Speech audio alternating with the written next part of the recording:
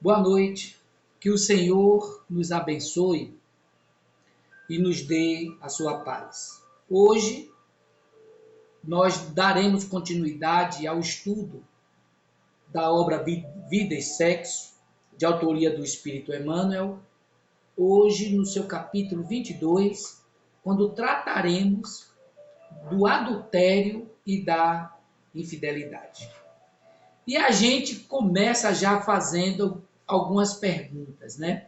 Você, por exemplo, já sentiu na alma a dor da traição?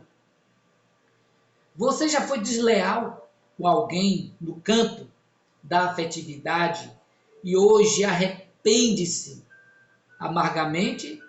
Ou será que você é um adúltero, quanto mais, obstinado e insistente no erro? Nesse último caso, que sensação você experimentou ao trair a pessoa amada? Você teve uma sensação de culpa momentânea que logo passa e reincide na traição? Ou você ficou com aquela sensação de um espinho na carne, torturando-lhe a consciência? Bom, seja como for, eu acredito que o tema de hoje diz respeito a todos nós.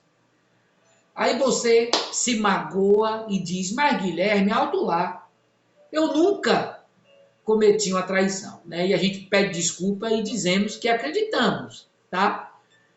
No entanto, você não pode esquecer que a nossa análise, ela não restringe-se à existência atual, levando-se em conta que já vivemos muitas outras existências, né? Existências essas que se encadeiam umas às outras com reflexos patentes na vida atual.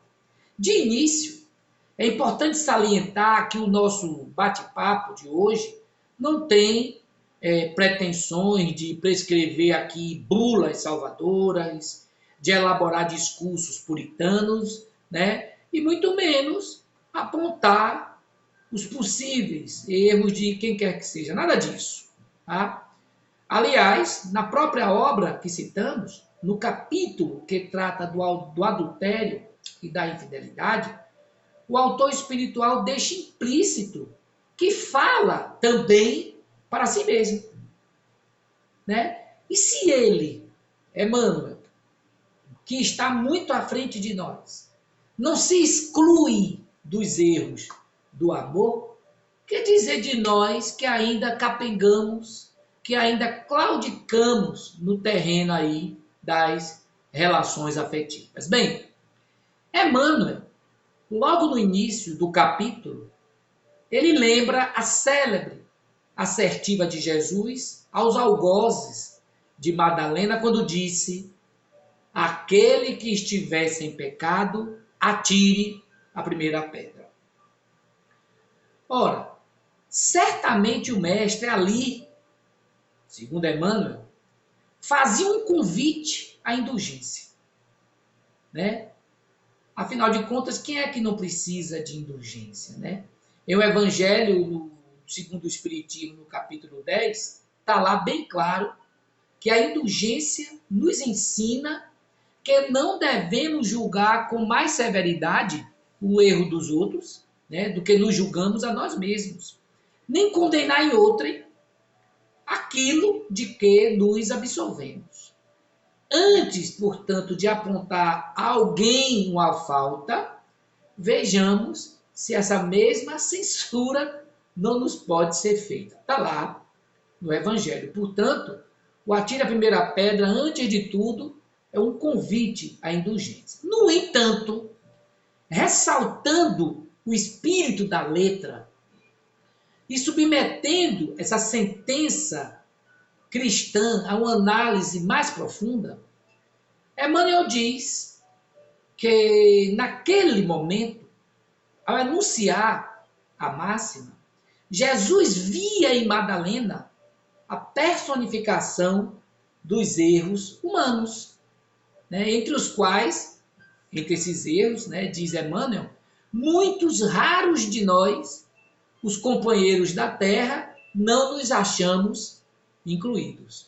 E a partir daí, Emmanuel vem desenvolvendo o assunto, né, sob um alicerce de respeito, de entendimento humano, buscando traduzir nas páginas a mesma posição do Cristo perante aquela mulher do texto sagrado.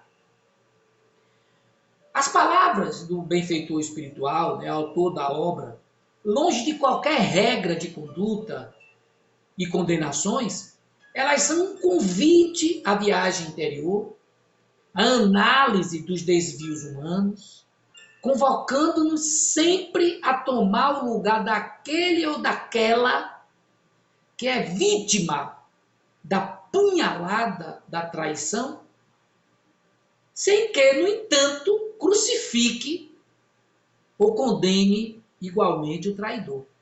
Tá? E a maior prova disso é um trecho do capítulo no qual Emmanuel afirma, abra aspas, veja que coisa, os problemas afetivos se mostram de tal modo encravados no ser humano que pessoa alguma da Terra haja escapado no cardume das existências consecutivas aos chamados erros do amor. Pessoa alguma haja escapado no cardume das existências aos chamados erros do amor.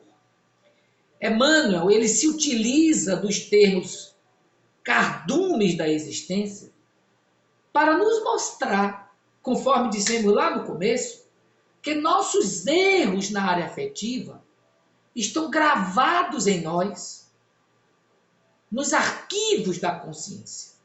Por isso ele traz, lá do começo, a figura de Madalena como representação da humanidade.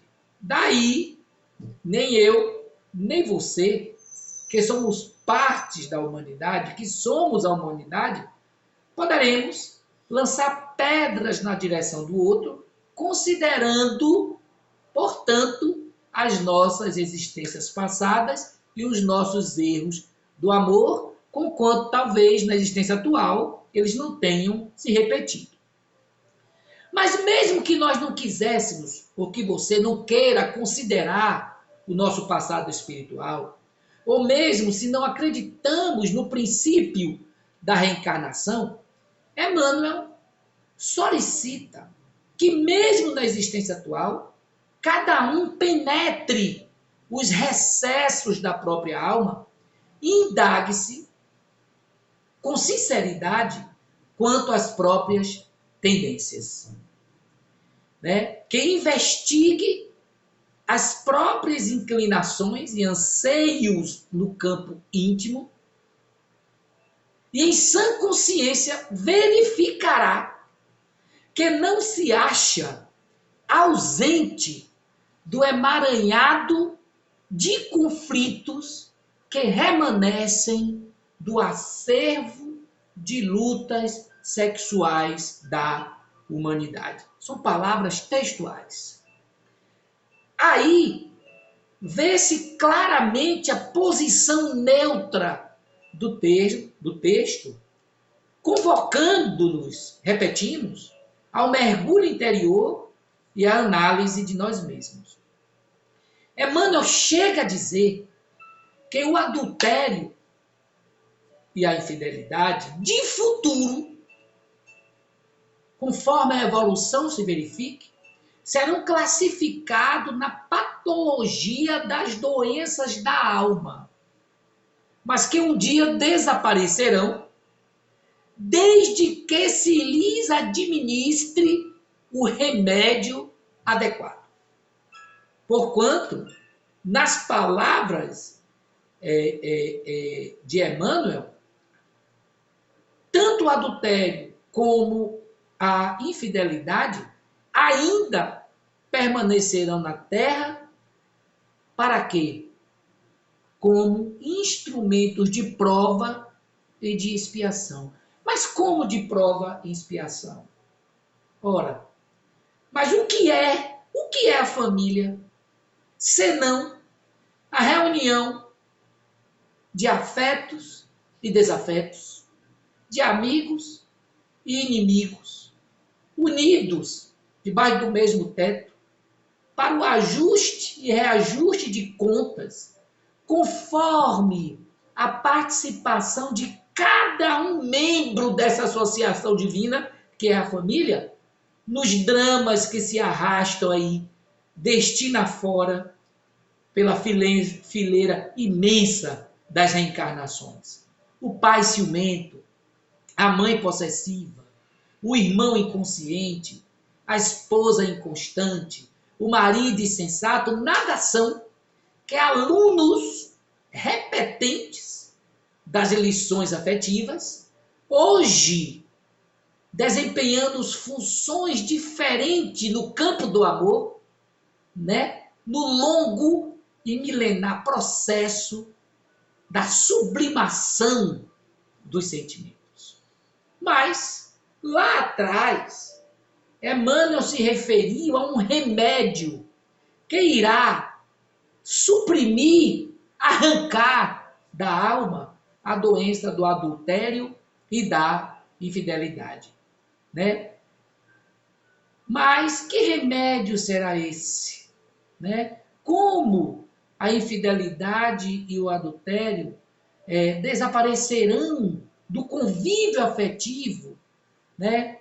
Das criaturas humanas? De que forma? Que remédio eficaz será esse? Bem, segundo Emmanuel, o mundo avança para mais elevadas condições de existência. E isso se vê claramente no aprimoramento, né, das leis do mundo, definindo, organizando os direitos tanto para homens, né, como para mulheres. Ademais, ainda segundo o benfeitor, esses fenômenos de transição, né, que explodem em toda parte do planeta estimula a renovação da criatura humana. E essa pandemia que nós estamos vivendo é um exemplo claro desses fenômenos de transição.